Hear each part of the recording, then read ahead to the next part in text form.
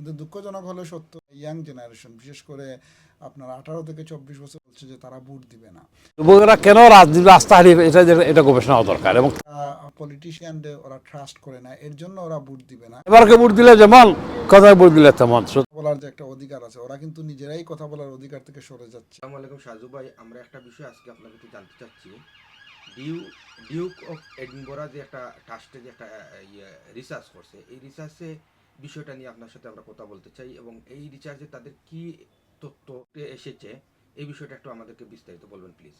আসলে আমাদের 4 জুলাই ইলেকশন আসছে এবং এই ইলেকশন নিয়ে আসলে আমরা যারা সাংবাদিক বা সমাজের সচেতন মানুষ অনেকেই এটা নিয়ে বেশি উল্লসিত, কারণ প্রায় 14-15 বছর পরে দেখা যাচ্ছে যে একটা নতুন সরকার আসার সম্ভাবনা আসছে।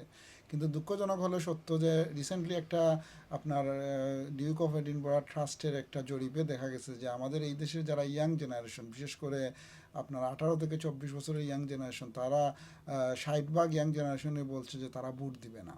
এবং আরও চিন্তার বিষয় হচ্ছে গিয়ে প্রায় 30% ইয়াং জেনারেশন ওরা বলতেছে যে এরা পলিটিশিয়ানদের ওরা ট্রাস্ট করে না, এর জন্য ওরা ভোট দিবে না, কারণ পলিটিশিয়ানরা তাদের প্রমিস রক্ষা করে না।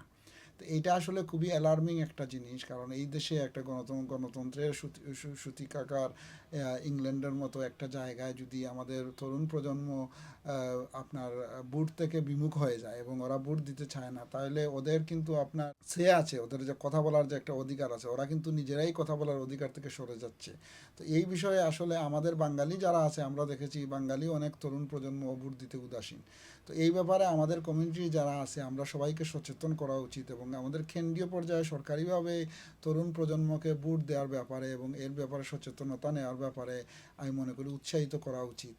কারণ যদি তরুণ প্রজন্মের যদি তাদের যদি মতামতগুলো না আসে, তাহলে আমরা অনেকটাই পিছিয়ে যাব এবং তারা রাজনীতি বিমুখ হয়ে যাবে, তখন দেশের সর্বাত্মক উন্নতি সম্ভব না বলে আমি মনে করি। 60% ভোট দিবেন, এর কারণটা কি উল্লেখ করেছে?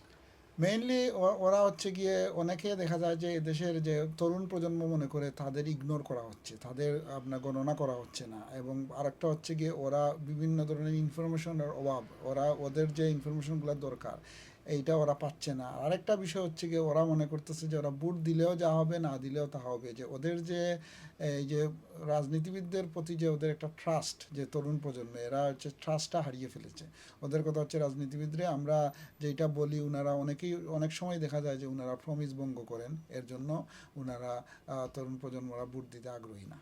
মনে করি সরকারের থেকে শুরু করে পরিবার পর্যায়ে আমরা এই যে নতুন প্রজন্ম, যে একটা বিশাল নতুন প্রজন্ম আছে, ওদের ভবিষ্যৎ এখনও উজ্জ্বল সম্ভাবনা আছে, ওদের অফুরন্ত সম্ভাবনা আছে। ওরা বিভিন্ন জায়গায় যাবে, ওরা পলিসি মেকিং করবে, ওরা সরকার গঠন করবে, ওরা সমাজের বিভিন্ন জায়গায় গিয়ে সমাজকে উন্নতি করবে। তা ওরা যদি রাজনৈতিকভাবে সচেতন না হয়, কারণ দিন শেষে কিন্তু রাজনীতি কিন্তু সব কিছু ডিসাইড করে। একজন ডাক্তার হবে, ইঞ্জিনিয়ার হবে, একজন আপনার সলিসিটার হবে, ব্যারিস্টার হবে, সব কিছুর পলিসি কিন্তু রাজনীতিবিদরাই ঠিক করে।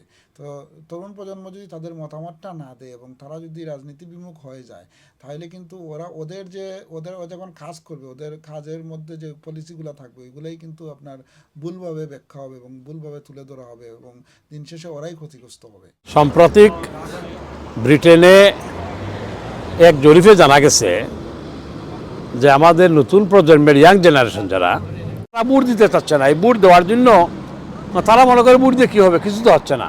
লেবারকে ভোট দিলে যেমন, কথায় ভোট দিলে তেমন। সুতরাং এই ইয়াং জেনারেশনদের ভোটে দেওয়ার জন্য তাদের আস্থা ফিরিয়ে আনতে হবে, তাদের বোঝাতে হবে এবং তাদের আপনার এই মনের মধ্যে আস্থার যে আপনার জায়গা করে নিতে হবে, আস্থা সৃষ্টি করতে হবে, কনফিডেন্স বিল্ড আপ করতে হবে।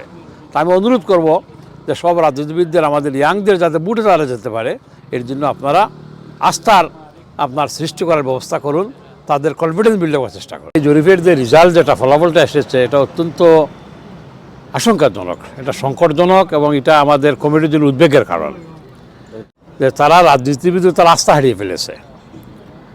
এই রাজনীতি করে সমাজের কিছু হচ্ছে বলে তারা মনে করে না। শুধু আমি মনে করি যে আমাদের ইয়াং জেনারেশন, যুব সমাজ, আজকের যারা যুব সমাজ, এরা হচ্ছে আগামী দিনের ভবিষ্যৎ কর্ণধার। আজকের যে যুব সমাজ, যে ইউথ যারা আছে, নতুন প্রজন্ম যারা আছে, তারা আগামী দিনে এই দেশকে তারা নেতৃত্ব দিবে। তারা আগামী দেশে দেশের প্রাইম মিনিস্টার হবে, এদেশের স্পিকার হবে, এদেশের বিভিন্ন সরকারি উচ্চ পর্যায়ে তারা যাবে, দেশটার পরিচালনা করবে। এবং তারা যদি উৎস হারিয়ে ফেলে, তারা যদি বুটে না যায়, তারা যদি রাজনীতিতে অংশগ্রহণ না করে, এটা আমরা জন্য অত্যন্ত উদ্বেগের কারণ। আমি মনে করি এই যে আমাদের ইয়াং জেনারেশনদের আপনার আস্থা ফিরিয়ে আনার জন্য রাজনীতিতে কাজ করতে হবে। আমাদের ইয়াং জেনারেশনের জন্য আকৃষ্ট করতে হবে, তাদেরকে টেনে নিয়ে আসতে হবে আপনার রাজনীতিতে এবং কমিউনিটির কাজে। তারা মনে করে যে লেবার পার্টি কনজারভেটিভ পার্টি সমান, এরা ক্ষমতায় গিয়ে সমাজের দেশের কোনো পরিবর্তন হচ্ছে না, মুদ্রার এপিট আর অপিট। তো সুতরাং আমি মনে করি যে আমাদের যুব সমাজ কী চায়, কীভাবে দেশ পরিচালনা করে, তাদের মতামত নেওয়া দরকার, এটা নিয়ে রিসার্চ করা দরকার।